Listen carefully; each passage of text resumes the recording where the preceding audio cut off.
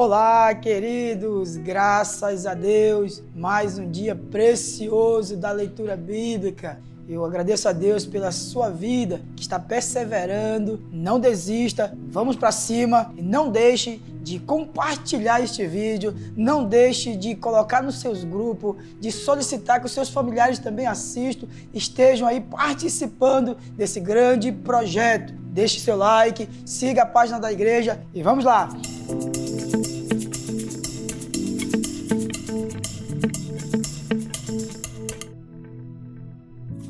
Na leitura de hoje, do capítulo 35, nós podemos observar que é feita uma divisão da cidade e de como ela era feita na época, né? Tinha todo esse parâmetro aí de divisão depois que eles entraram na Terra Prometida e quando eles tomaram posse ali daquilo que foi promessa de Deus. E aí também teve que acontecer essa divisão, onde colocariam as mulheres, os casados, os levitas, os sacerdotes, todo mundo tinha o seu lugar. Então aí, dentro do capítulo de 35, nós vamos perceber dentro desse capítulo essa divisão, como é que ela é feita, para quem servia, como seria. Então você observe bem quando você estiver lendo como é que aconteceu isso na época, tá bom? E aí ele fala bastante dentro dessa divisão a terra dos levitas, né? A terra dos levitas, aonde eles ficariam, eles tinham que ter o seu próprio clã, ali ter a sua própria família, não se misturava. Então eles também tinham uma cidade e também tinha uma cidade de refúgio, né? Para aquelas pessoas, né, que cometeu algum ato criminoso, eles tinham um local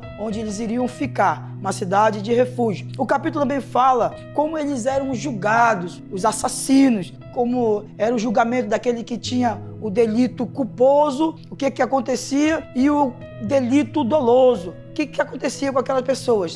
Por exemplo, aquele que cometia um delito culposo, ele ia para essa cidade de refúgio. Já aquele que cometia um delito doloso, que tinha a intenção, ele também seria morto. Essa era a única maneira, a Bíblia fala, você vai perceber dentro dessa leitura, que era a única maneira, quando o assassino que matava por vontade, ele era morto porque com o sangue dele se purificava a terra. Isso é muito interessante. Já no capítulo 36, fala da lei da herança das mulheres, né? Porque você percebe que a Bíblia ela fala muito das viúvas e como elas seriam amparadas. Então, pensando nisso, Deus também estabeleceu uma lei que fosse executada na época a favor dessas mulheres. Então, também ali no capítulo 36, fala a respeito dessa divisão, como seria o tratamento com essas mulheres, para elas não ficarem desamparadas. E aí agora nós vamos entrar aqui na leitura do livro muito, muito poderoso, o livro de Jó. Jó, hoje você está aí no capítulo 3, você conhece aí já um pouco dessa história. E aqui, especificamente no capítulo 3, Jó, ele já sofreu várias consequências. Ele perde tudo, perde a família, perde os filhos, perde a sua fazenda, perde toda a sua riqueza. E por último aqui no capítulo 3, Jó, ele está infestado de lepra. É a hora que o inimigo vai diante de Deus e aí solicita que possa tocar, e Deus permite para não tirar a vida dele, mas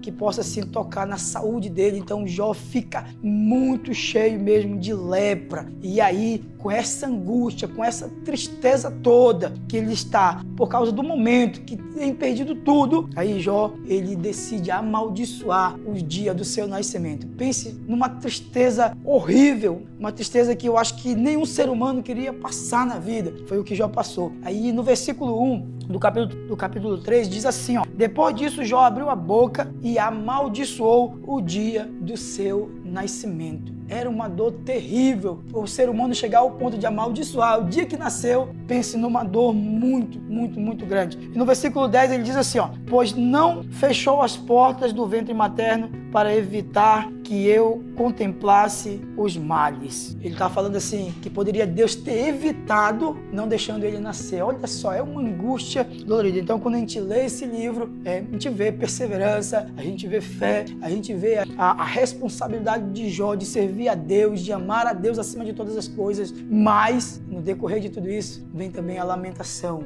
por muita dor e muito sofrimento. Então, a gente tira um grande aprendizado dentro dessa leitura. Leia com bastante bastante atenção, capítulo 3 de Jó, e a gente vai aprender grandes ensinamentos que nós não podemos abandonar o nosso Deus por qualquer coisa, Ele sempre vai estar conosco e nos amparando. E aqui nós vamos entrar no livro de Mateus, capítulo 26, nós vamos ler aqui do versículo 1 ao 30. Na verdade, essa é a leitura de hoje, mas ele fala também sobre a conspiração de Jesus. Fala também que Jesus ele é ungido em Betânia. Ele fala também dentro dessa leitura, ele relata sobre a última Santa Ceia, quando Jesus ele senta ali com seus discípulos, faz aquele discurso que vai acontecer, e aí também sai aquele discurso de quem vai o trair.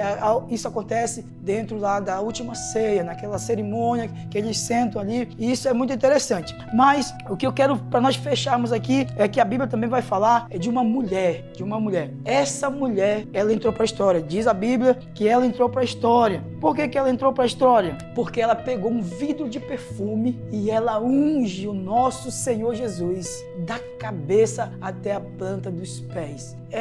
Jesus estava falando na época, está escrito na palavra, que ela estava preparando ele como se fosse para um cerimonial de um velório, que ele estava sendo perfumado para o dia da sua morte. E isso entraria para a história, foi o que Jesus disse. E ficou assim, até hoje nós lembramos desta história, até porque Jesus foi questionado acerca deste perfume.